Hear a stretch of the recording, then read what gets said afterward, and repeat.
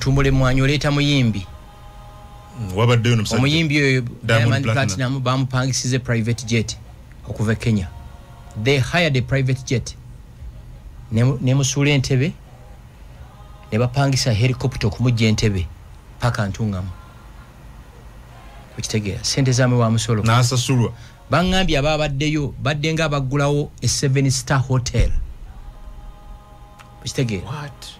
And I know it. Video, no. And I know it from a source. A company wakajiwa over 126 billion. Zikolechi. Mbukuteka factory ya mwanyi.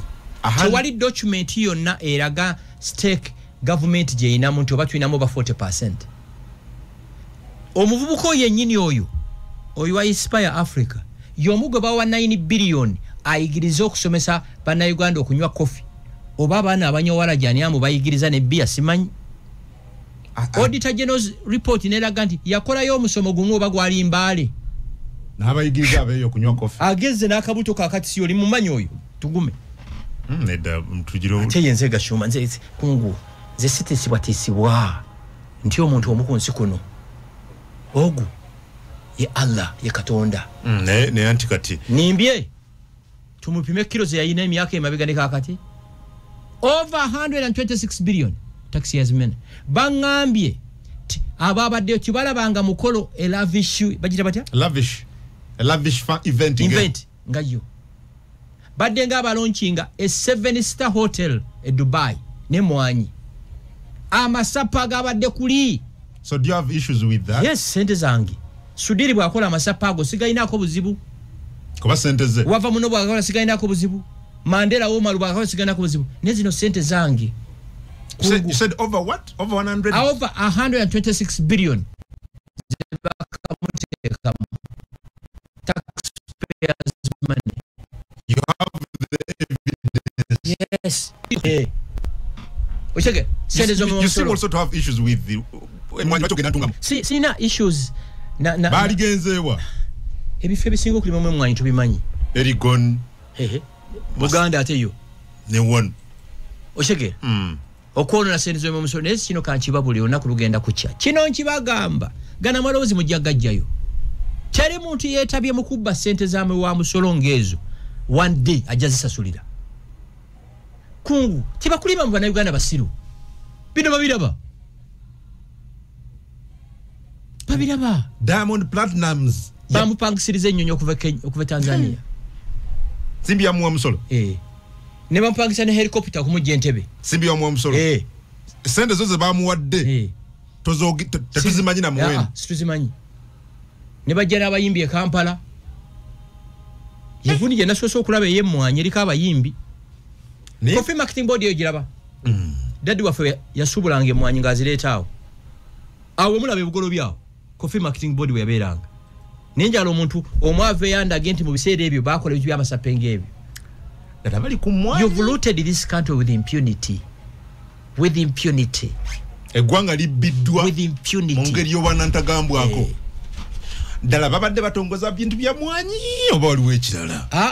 George anyono Ronald Reagan yagamba taina buzibu n'abavubi balya sente ng'ekivubi kubanga zaabwe era be bagenda mu nnyanja ne bavuba. Nkiddemu former US president yagamba taina buzibu n'abavubi balya sente nga endya y'ekivubi kubanga ekyabajja kuddeyo mu nnyanja bakwate ebyennyanja ebirala. Gavumenti abasente za gavumenti ng'abavubi akitegedde kubira mukama engalo ez'amaanyi.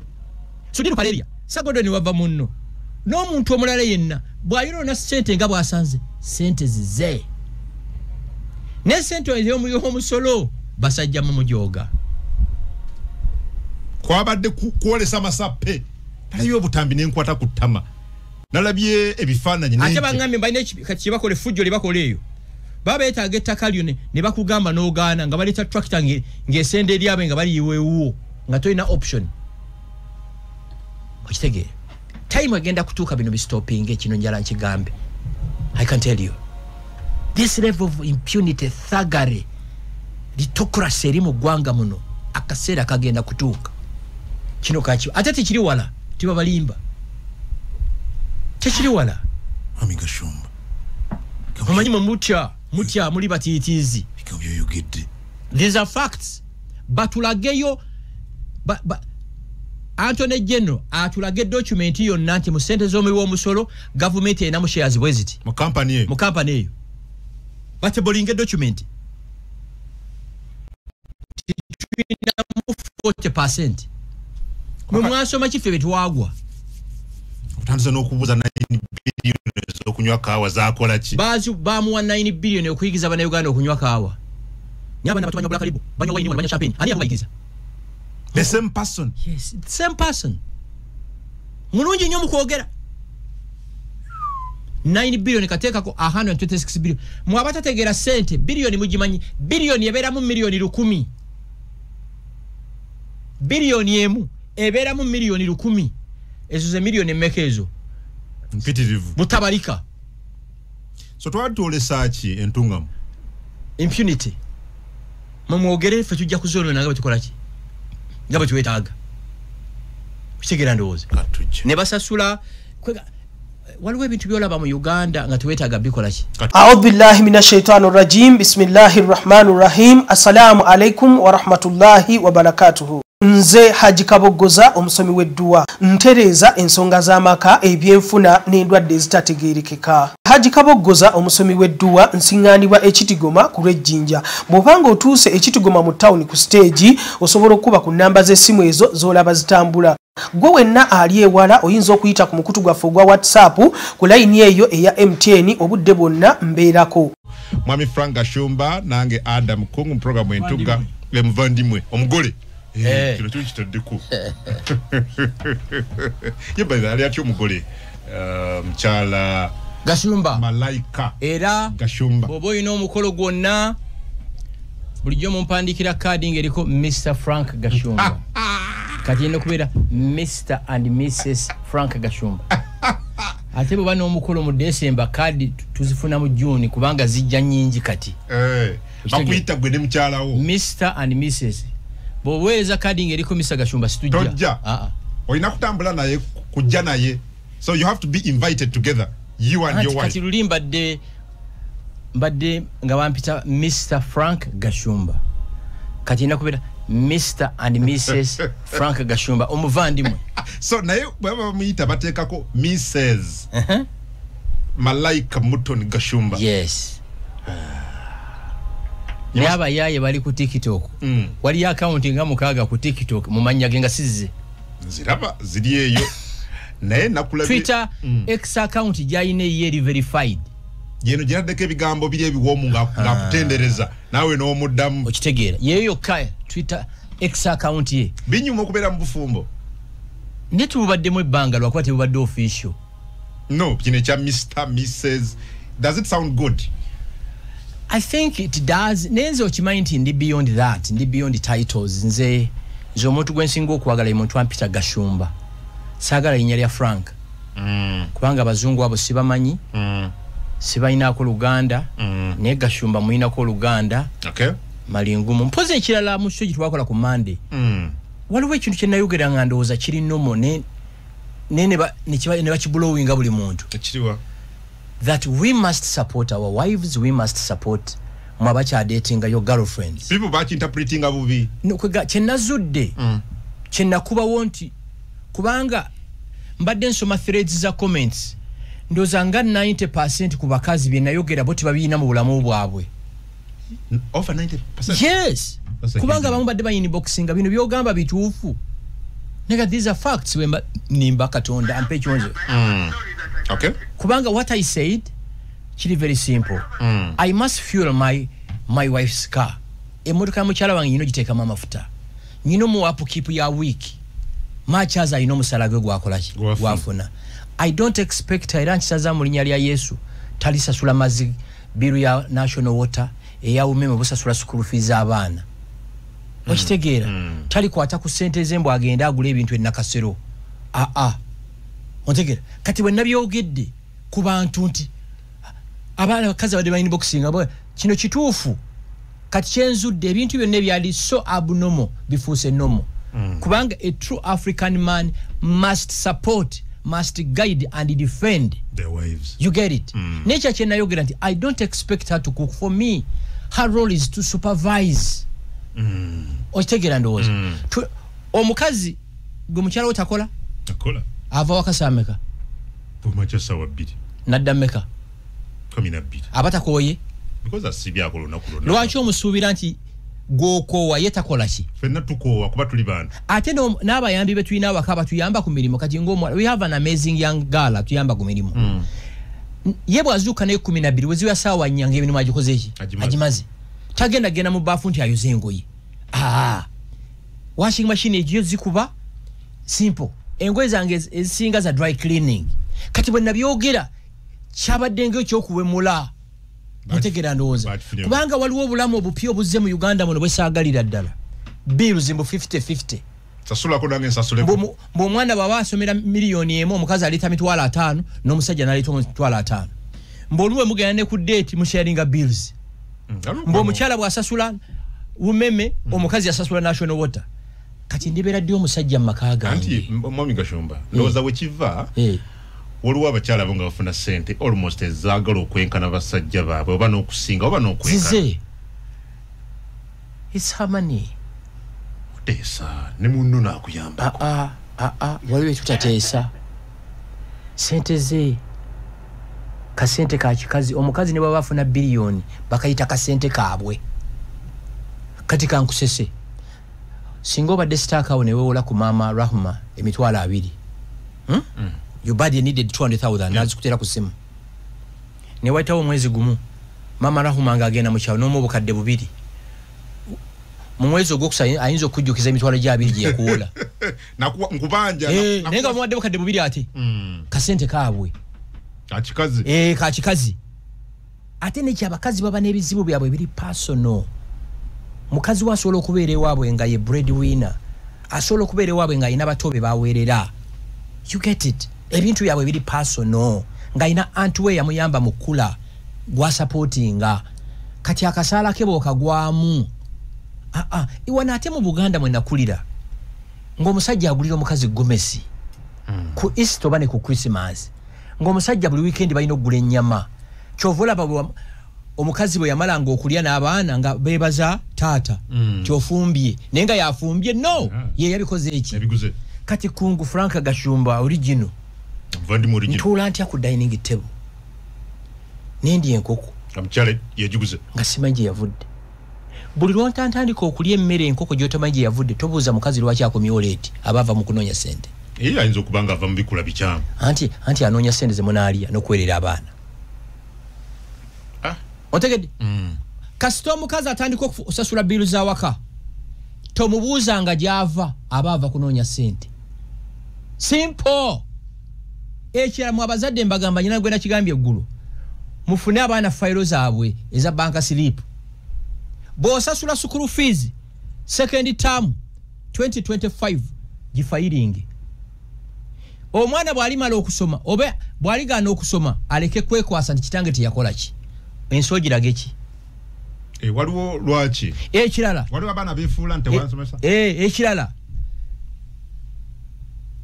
Bw'osasulanga school fees ng'oli bize nnyo ng'osindise driver wo oba assistant wo wansi ateekeko erinnya lyo. Frank Gashumba. Bano ba maama beegatta n'abaana baabwe mu bukulu. Omwana n'alimba. Maama n'alimba. Nabonaabona naawe. Omusajja oyo yali mwenzi ng'ali mu bakazi tiyabaweerera ng'ajjayo fayiro nti olaba wano nze nasasulanga. Bintu bya rekodi zikaakati. Amaka we gatuuse. Bya bwino. Nze awaka buli mwana nyina fayiro. Nenga weeralikira nnyo bamaama. Mbamanyi. Asobola okwefuulira. Akukyayisa abaana. Kakusese ekyama. Okuza omwana okuva mu nursery paka university. N'abeera ne maama we eddakiika 3 n'amukyusa timing. I have a friend musajja mugagga musiraamu yayawukana ne mukyala we omukazi n'amulekera omwana ayonka.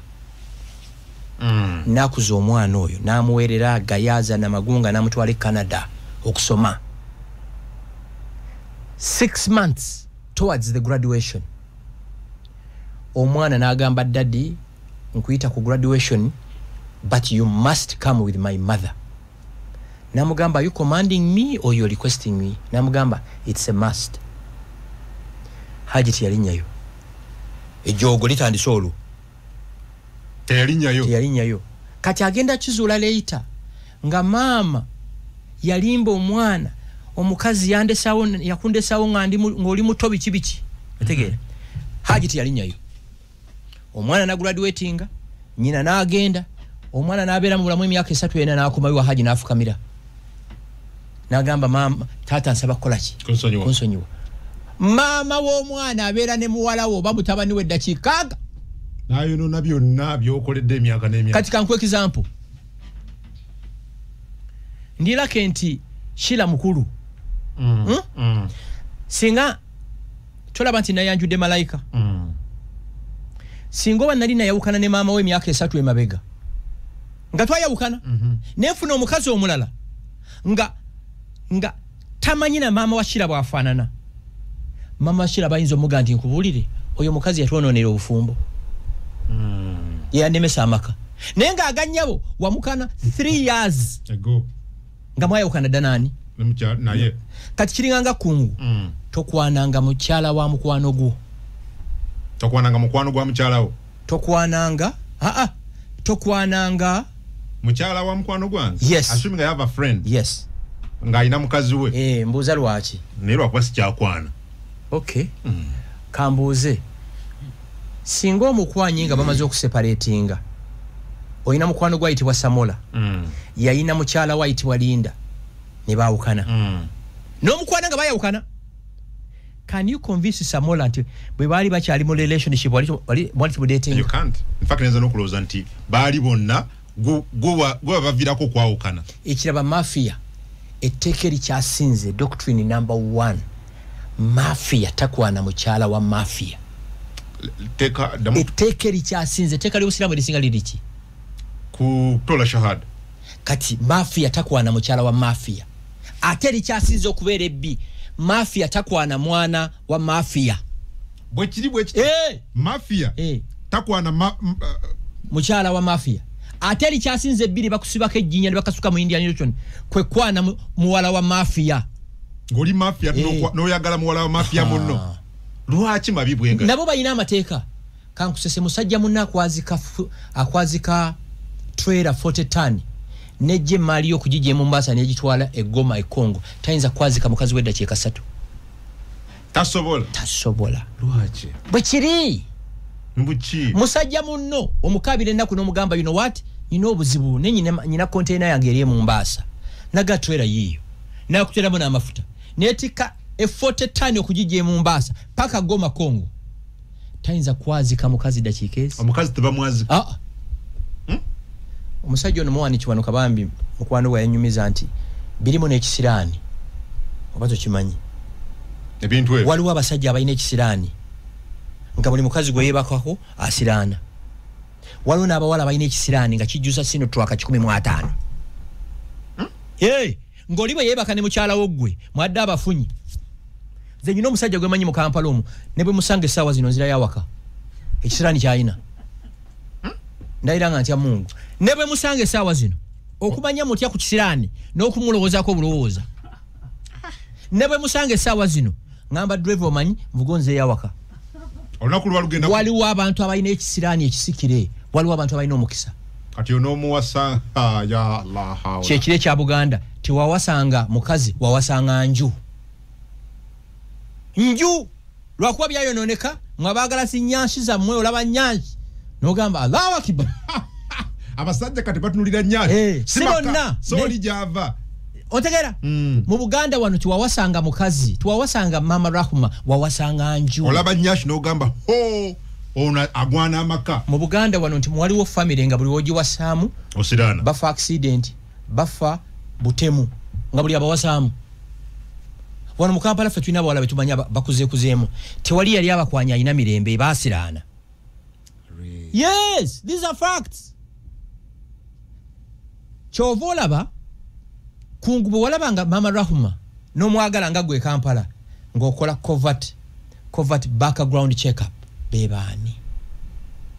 mu Buganda wano kimanyi nti wazula ngo mukazi ngo mwagala nnyo family ne kugaana negambo litomuwasa baba bayina batunulidde guyo talaba kati omuntu ayina ekisa sorry ayina luck teri kyenkana favor era bokeranga okusaba Katonda musabe okuganja teri kyenkana omuntu ayina omukisa ogenda okusaba visa ya America nga visa officer omukyala bamuyejinze kire eggulu ng'essanyu lyayina buli amulaba asanyuka busanyusi muwabuwi tewaliwo abantu bawa visa covid najje nnyo ebisawe ne bigalawo nga wafunye visa ku macha ononya sente za ticket ebisawe ne babisiba visa oginonize emyaka 10 lwogifunye ebisawe ne bagala ne bakigala kiba kisirani teri kintu kyenkana omukisa gyeguli tegeza abakazi bano bagenda empola nnyo n'abasajja namwe abakazi mugenda empola abasajja waliwo n'abasajja balina ebisiraani be basinga ana kiri kimu kumuweerera na kumuyigiriza nga ayina empisa temukolerera abaana mubaweerere beweekolerere babeerewo wadde nga temuliiwo yes ensobi gye mukola kwe kulaga abaana by'obakoledde eki en apartment block eno n'eno yo oba okisse relaxinga na atafaayo buli kimu akiina era nze ndi extremely worried baana ki generation genda bakati mpulira olumu nga ndi mweraliikirivu ekyampulidde okunga abazadde okutwala abaana amasomero yes nene ekirala government eno nayo yali taddewo bakakiiko kabuulirize ku bintu amasomero ebintu bye basaba it's unbelievable basaba ebintu ebiri so abnormal ne my biggest fear is abayina okubinoonyereza akatebe bananyini masomero osanga omuntu omwana ne bamugamba twetaaga bitabo bwe biti owulira ate takkiriza they even specify twetaaga kino katono nnyo mamiga kimo kankuwa ekyokulabirako 3 years ago nina omwana gwe natwala mu ssomero lya government eri obusawo eryemulaga eryo it's on record because nina ne requirement form yaabwe ne bansaba okuleeta langi and they were specific letter ya sadolin ssomero lya government mulago buno obubbi mu Uganda bufunye PhD at every level. There is no functioning institution mu Uganda gyogamba nti kino ekintu bakikola nga bwe kirina okukola ki bwe kirina okubeera mpozi UPDF nze gye ndaba ekyagezezaako okuperforminga roles azo ku defendinga our borders kubanga omulimu ogusinga obukulu ogw'amagye kukuuma nsalo zaffe yes internal security y'eggwanga erina kubeera managed by Uganda Police ne other sister agencies niyo omwana omutuma kika kya langi no specifying amu n'emifaliso kati baba bagamba waliwo omwana asoma okuva mu senior 1 paka senior 6 nga bamukyajinga simanya building fees sente z'okuzimba surprisingly omwana ono bw'azaala omwana tebayinza muwa discount nti ono omwana taatawo yasomera no kuva mu senior 1 paka senior 6 ya contributing mu kuzimba essomero lino oyagala bakikole bwe batyo ya n'eggwanga lyafa bintu bya bubbi taatawo ya contributing mu kuzimba ekizimbe ky'essomero kye katukusaliddeko fees tebasobola okitegeera ndowooza so bakusaba building fees ne bakusaba sente za bus ne bakusaba kati batandise n'okusaba cement some of the requirements ojja n'akasawo naye ng'ate abazadde mwenna mbakubiriza temuntwala bubi omuzadde bw'oba weesobola totwala mwana mu kisulo wa primary omwana basome nga bava awaka omwana buli lwasoma nga ava awaka omuzadde you get to know this young boy or this young girl at a deeper level omwana bw'ova naye awaka n'ogenda naye ku ssomero they will open up bakutegeera ne bw'oba tolina mmotoka waliwo vaani zitambuza abaki abaana ate ekyamulwana ennyo abaana mubasomeseze mu bifo mwe bali mu areas bawona okutambula wane Uganda wosanga omwana at 5 am sawa 5 sawa 11 nga bukya nga vaani ebatambuza nemujjemu nnyonyo ne picking owe Kansanga negenda ne picking owe Ruzira oluva Ruzira ne picking owe Nansana bambi akaana kagenda tuka ku ssomero nga kakooye ekirala nze singa mpereddwa obuyinza kyesinza kukkiriza ly'essomero lyonna erya kindergarten okubeera ery'ekisulo kindergarten okujjako ng'abaana baliko obulemu omwana wa nasala abeera atya neddomu mother gw'atalinako attachment ekinnuma bano basingle mothers abatwala abaana mu boarding schools ebiseera ebisinga eza nasale bosanga mu Kampala nga babuukanga ennyana they are everywhere and they are nowhere baligitanga ennyana so abaana bonna kindergarten wali baddewo etteeka okujjako omwana ng'aliko obulemu nga yeetaaga special needs nga sobola muweebwa ku ssomero okitegeera ndowooza ge gali badde amagezi gempa awenyini government yavuddeyo ne guidelines empya mu Migashumba ku baana ba nasarabo rather ku masomero gakinda ku masomero generally omuli n'okubeera nti abaana ba nasari bajja ku bayina kubeera ku somero not before 8 but also they shouldn't study beyond 12:30. It is good in my view, but question ya in implementation. Inspection if it was mu primary nga ba inspectors ba ministry bagwa nga temu basubira. Bagwa bugwi. Nesinga obuziza abasomesa ba masomero n'abaana ba inspector bali bazeddi. Nze believing a kindergarten it's a place where kids must have fun.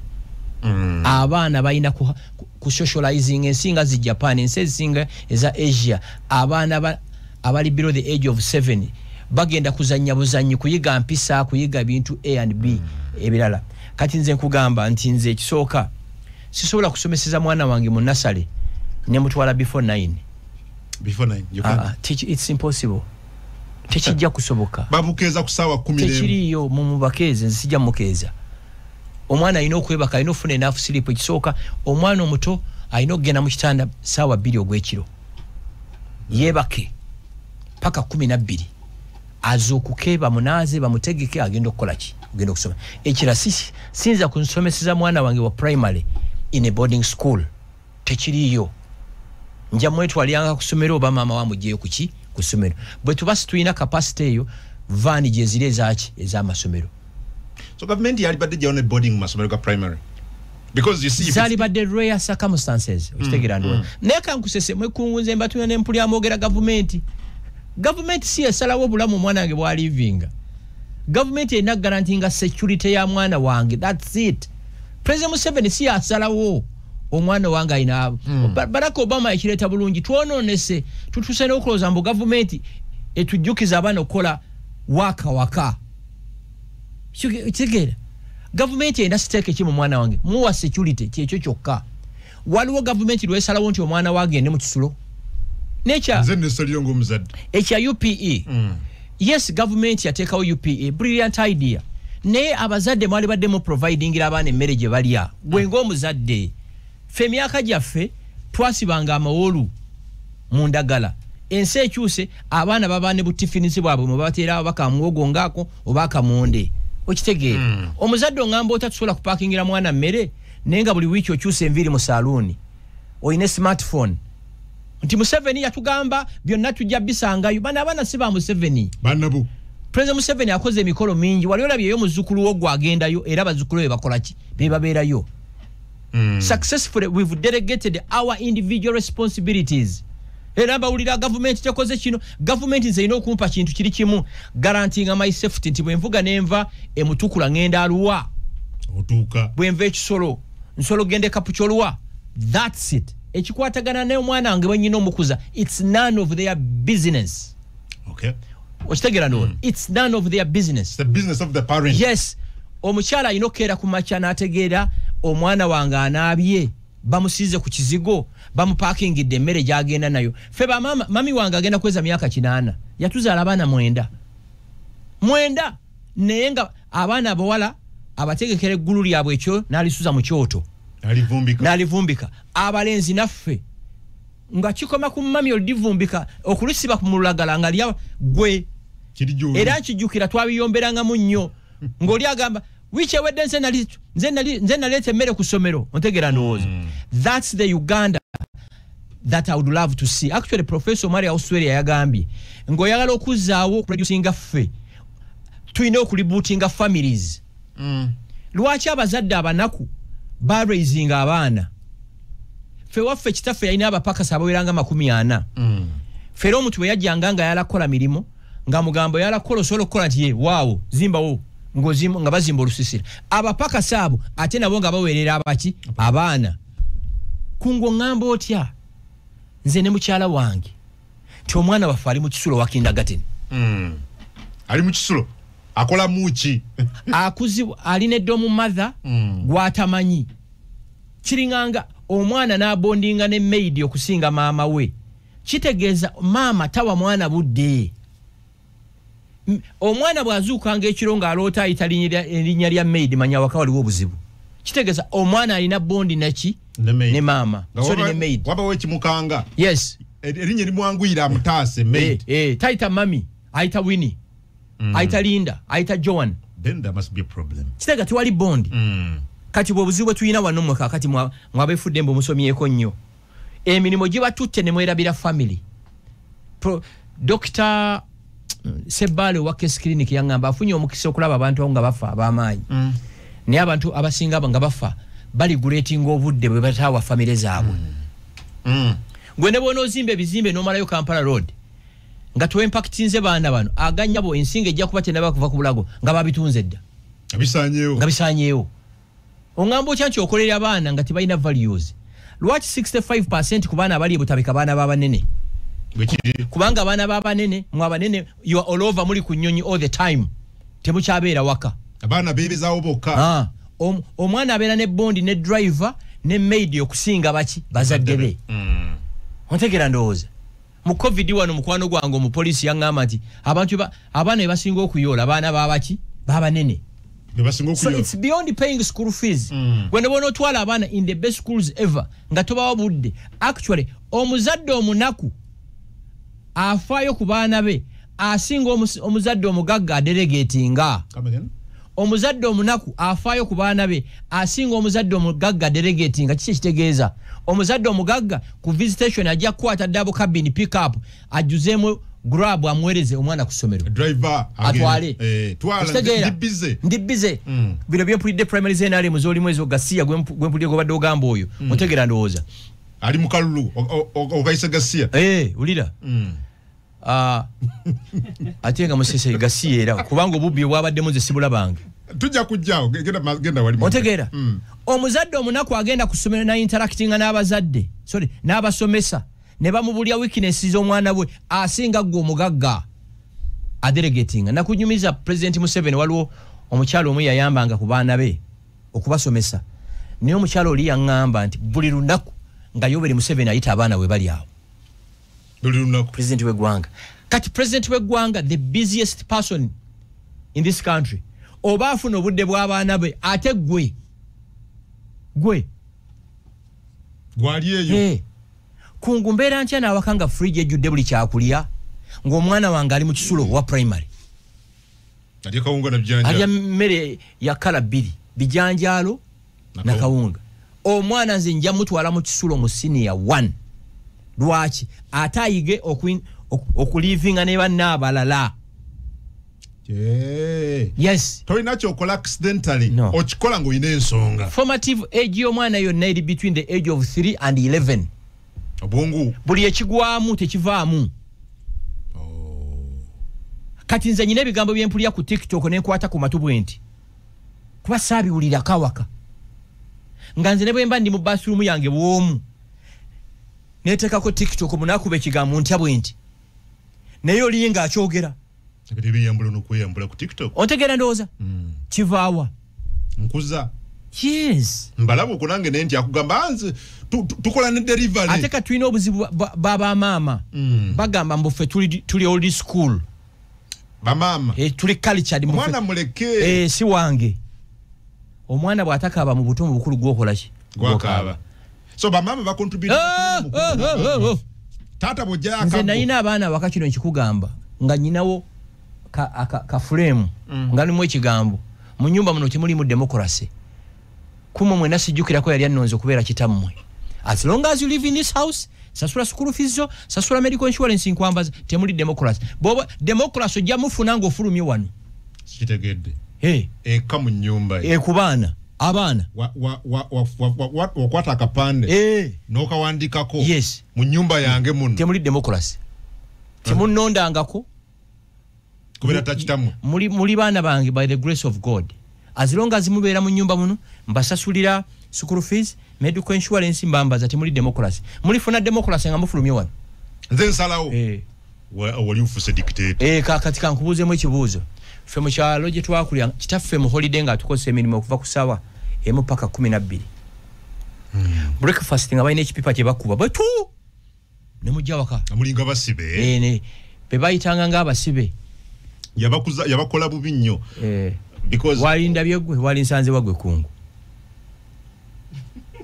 mwe muwa abaana unlimited liberty ojja kisasulira bamama ba contributing 10 ku 10 sisa Sarafine we na Magunga Shiro yasomera ke na Magunga kati orientation day abazadde yatugamba nti abamama basinze okutta abaana nti batya kungu mukyalo we yani erinnya mkyala wange kale teeka olyo nalyo sanze abayayiti bamutubako kale mama Rehema okay mama Rehema yes sawa 11 nga bucha mutesa ti mama Rehema omanyi abaana bano mu holiday bawumudde tubawe weekend eno from Monday batandika okukola emirimu kati bambi kungova wakasame kagwe mvao sawa 10 nenzile sawa sometimes mukaga ngavudde ku TV excellent kati mama Rahuma abakiza ne bakapaka mukaga ngabaga tata mwe bwana basanga mwe base munamulaba yejja mu decision yalije mwakola gwafuko omubi webale nnyo era abaana batuwa n'amanya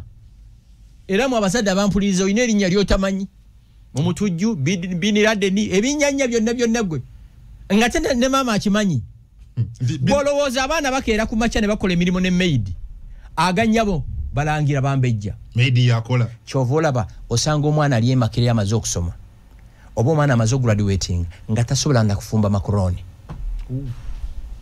kwongera akalala kungu atesa ne mama Rahuma ageze mu senior 1 Mount Mary na Magunga oba kibuli obagayaza kyomanyi omwana tumugulye grab yenna ne tumwe mitwale 5 nga ka pocket money nga mukiriziganya mutwala Rahuma okulipotinga kibuli SS ngokwata mu wallet ngojja 5 ngojiwani Rahuma nga pocket money ngo mu wishing all the best bwe tololamu nga mama mugira yaga abiri nga mugatata mu mumanya aliroko bichebi ali old school bobayo no mukyalo omulala gwe takwagala afa ku baana baki bali gwe kungo omanyira kumanyine mitwale eji mama mwadaga kati obusibo bujira obumanyi Rahuma atandika okulivinga ku budget ya mitwala 2 mweji 25 kakati wezimugwa akaina okusala amagezi okuzifuna ba mama ba constituting a lot kankusese fechitafu yatukubanga emigo kusawanya ku 8 mami natukuba emirala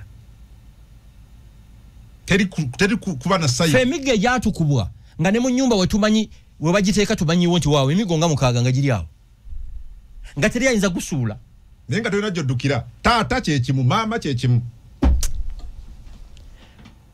gwe ng'emigo giri mu nsonda wali enzo nzijukiza enzo omuntu yekka gwe nzijukira taata affe gwe yatyanga yali jjajjaffe era nga bozi omusango n'ogende wa jjajja n'akuleeta omanyi yafaire gaddwa omusango guwedde daddi waffe yali atya nnyo maama we ngera guwedde ogwo era bwe baatukubanga emigo ng'oddukira wa jjajja emmanga otegeera so abaana it's beyond paying school fees n'okugula emmere ewaka kankubuuze Dr. Miyingo manyi history aina chain of schools. Yes, I know that. Lava mu family enjavu ennyo. Lwaki abaana abavudde mu family enjavu ennyo bakimekinze ate bazadde abaana abatagenda kimekinga kubanga mwe mugamba munange ensi yakyuka abaana balina rights. Children don't have rights. No, they are children's rights. Teziriyo ngeriwa. Children's rights? Rights zimanyi zimanyi? Right to education, right to food, bimanyiddwa n'endala eza pano okulabirirwa. Excellent. Ezani azidibetinzeeko mbomwana tabonezebwako mbomwana yagenze mu depression katufuniyo ne ba doctor abalwanyisa depression muki omwana oyina muwoni bwakola ensobi muwoninga ogusoose ogwokubiri muwoninga ogwokusatu yayo wakaggo bukina okuba kubanga bagufudde muzannyo bano ba maid be mulina maka gammwe tewali maid yakeera kwagala kubeera maid omwana wo watumutegese naye candidate okufuuka maid. Come again? Candidate. You say that again? Omwana wo. Yes.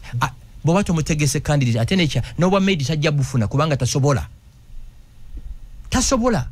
bajja kumaliriza nsiba oguno omukono gwange n'ogenda abaana bamaze graduating nga Kyambogo Makerere Nkumba Victoria University no bagamba bana abawala abasobola okwala ekitanda bed oyinza okukaba amaziga tebamanyi kwala buliri tebabimanyi kuba tebateekateekebwa bobaga tuveewaawo asobola okufumba kyayigonywa asobola okufumba akatogo kubanga bamaama tebayamba baana bano okiwulidde kyova olaba there are many single mothers bawala balungi nnyo naye teri musajja ali comfortable kubeera nabo olw'empisa zaabwe sanga very beautiful girls ate bw'omugwako gwe baakuza n'oga kino kiki gwe baakuza kati ate nga bw'omunoonyerezaako ajja kuga maama waffe gye bali abali abakambwe ffe mami waffe ne bwe yakusanganga mu kitanda ku saa 8 ogw'ekiro nga tiwanaabi ajja kuyira ebaafu y'amazzi lwakitonaabye awo so beyond bino kuwera school fees bintu bingi ebino complimentinga ki omwana munze nabonaabona nnyo saagala mwana wange aboneebone kambuuze omwana omulenzi wa primary okwoza emmotoka n'abantu kubonaabona omwana omuwala owa primary okumopinga ennyumba n'amabalaza okukubonaabona ate akaana akato ak'emyaka 7 akalunda ente 10 kayigiriza mirimu n'osanga akaana ng'omuddo gukasinga obuwanvu kali mu kulunda ente 10 naye nga tiwali nte n'emu eridde emmere y'abantu olwo kabonereza oba okayigiriza kino kankibabuulire mwe muzimbe ebizimbe buli wamu nga timutegese baana bammwe abategese abaana bammwe bagenda twala ebizimbe ebyo kubanga buli kizimbe kyogula kakati buli ploti gyogula yayinako nnyiniyo yagala ogaane era mwabali worried mbu abantu babbye eggwanga lino don't get worried kubanga studies all over the world ziraga nti sente ezibbiddwa obubbwa tezizibuuka third generation. Thank you. Ku Radio 4, Radio 7 ne Radio 8 nze Adam Kongo tujawo nsimbi zino katun but bwe tukomawo Mwami Gashumba wali wano n'ogera n'olambula Uganda Cancer Institute ne dojo n'obyogirako n'oyogera ku mbeera eri mu ddwaliro ekkulu Mulago twali tuli awo ng'omukyala Irene Mulyagonja former IGG bambi ng'afiirwa bbaawe yatunyonyodde a very horrible situation bawe rather gye baasanzemu eddwaliro ly'e Mulago eddoboozi lyo ngenda dizanya nga tuvudde mu break yatusonoga nti kyemulaba ekyo kizimbe just naye ekirimu si ddwaliro wano wetutuuse kyekipya katujja ekipya kiri kimu kyomunene mu gavumenti yakoze eki yayise mu mbeera eyo kyekyo kyokka kyekipya kyekipya Stanbic Bank Uganda Holdings oba gavumenti kati yaleeta package empya toyina kuba nti okolera kitongole omulimu gwonna gw'okola oba oli mubazzi oba oli mukinjaaji oba olina omudaala gwo osobola okusevinga ne NSSF tiweetaaga bikutya bya ssente otandika na siringi 50 zokka NSSF olina ekitebe kyayo ku Workers House era ne branches across the country ekya kyeyina w'okoyedde okusevingira ng'oyala ssente zo teziriiko terms and conditions ozigirayo so tuba encouraginga musevinge ne NSSF ate NSSF eriwo forever banka ziggalawo ekyo mukimanyi ne bukya nga banka yakoze eki yagaddewo NSSF esobola kuggalawo but njagala funa ku masimu tusegedde kikataano zokka tuve ku mpewo 075 kuba oyitaka tukwatagane Mwami Frank Gashumba kati nebyo twogeddeko message nazirabye dda wano zaayise dda abaazitadde ku 075 Faruku Ntege nga yagala kubira mbaka wa parliament addako ow'Amakindye West agambye kwali agoberera Faruku Ntege onagambye to add on Gashumba's points the way to add on Gashumba's points one day when the glory comes they will pay or their children and daughters will asitegedde kyotegeeza naye n'agamba Michael Saluni Mbukoma Nsimbi agambye Adam Singa tulina bagashumba 3 mu ggwanga singa gwali aterera dda jambo Mr. Adam Kung thanks for the good presentation amuyowasi so mbuza Gashumba nti omuntu ow'ekisirani abafaanana atya mwesonyiwe anda wange sabiriro leke musinkana. Good morning Radio 4, thanks for the show and say hi to Mr. Gashumba for always teaching us. We do appreciate Detective Prose here. Okay, Prose Detective Mustikalo Yever Detective Prose Weber. Thanks for the show. I am Ahura Julius Wane Masaka kwetuli Mwami Gashumba Yever kusomesa gwanga era tubeerako nnyo Adam, thanks for the show, but the truth is Gashumba yasoma nnyo sente sente afande embuya bale akugoberera ate nagamba promoter Kafero kwendi yebale ensonga Mwami Gashumba tugoberera mutufu nnyo nze je nasomera O level batusaba basi fee. Now I am working tetugulanga basi eyo Rachel wagambye then Babi Radio 4 hello ensunsu seba manya mbufunze ne josinzide Barugahara David Ndwa ne Ruziga. Yes Barugahara Nze mbebaza nnyo lwa program ennungi bwetu. Nze mbadde nsaba mutu wewe olunaku lumu bannange Adam Mutungu mutuleetere Genovigirwa nakulaba ku NBS nendaba naye musajja mutuufu. Anako Frank Gashumba nze mwebaza olw'ebigambo by'ebulungi otukubiriza. Olaba nti akwagazisa Buganda wadde tuli bato. Mbebaza nnyo nze mbeerako wano. Abale. Sembus Ivan Jambo Hogambia I'm on with Honorable Irene, but what happens in all health facilities is horrible. Okay. Konsonso zamanya ne josenzede. Muganda ngada mkungu. Yes. Amanya Kawoya Hussein Jana Nkumbi. Yes Mwami Kawoya. Honorable Gashumba mulamusiza mugoberedde okumala emyaka egisukka mu 15. Era obudde nga butulire wejjokolera omwana agambye nti ow'ekisiraani amunyonnyola atya kano kankayiseewo katono zebakingi omwami oyo mwagala nnyo netugamba nti omukyalo ow'ekisiraani yabba TV mu maka g'omusajja gwagenda okunobako n'agitwala ow'omusiguze baba batudde mu maaso wali nga balaba TV eyo agenda okulaba oli ku TV gye yabbayo ngali successful mu bintu by'obulamu buno ateekwa kuzirika buzirisi. Gashumba tukwagala nnyo somesa bannayuganda mpaka loliva mu nsi eno sanga napwe tuli kujjukirako ekyo akumakomera mpeera akumesebo abale nnyo konsonso hala bayada mukungu sabo wala betuweleza kedeko na Arafati na Bingo Mwami Gashumba mulamusiza yonse omwana. Okay, nedda sebo. Kakati ensonga kirabika tugikonyeeko next time tujja expanding ne kankubuli kibayite ekisirani. Osobola okuba ne moloka 3 awaka. Nga tukyakwana. Ngoyino baba wala babiri oba 3, which is very okay. No kubira Linda. Bane musonyi weti mugamba nti Linda ayine ekisirani. I'm just giving an example. Please, boba linya lyo Linda, just forgive me. Okay, let me come and pick you up. No kube moroke sausage muzonega no kwaka. No gendo kube ndala ngompira gwedemo muka. Eyo kusatu nga bakwe bagibieko. Noga kino kiki. No kivaako. Omulala nakubira ate. No kube moroke sumuzone kyaka. Ekiramu kimanyi nti no wali abakazi nga balina omukisa okuweebwa. Nga buli amukwana amuwa. Yes. Wano waliwo abakazi abatalina mukisa guweebwa ng'omuyaaye amutwala mu loogi ey'emitwalo egi n'akola byonna byagala okukola omuyaaye n'atasasula na loogi eyo omuyaaye n'afuluma mbubaka agenda ne sente ku mobile money n'atadda omuwala n'asingayo simu ye.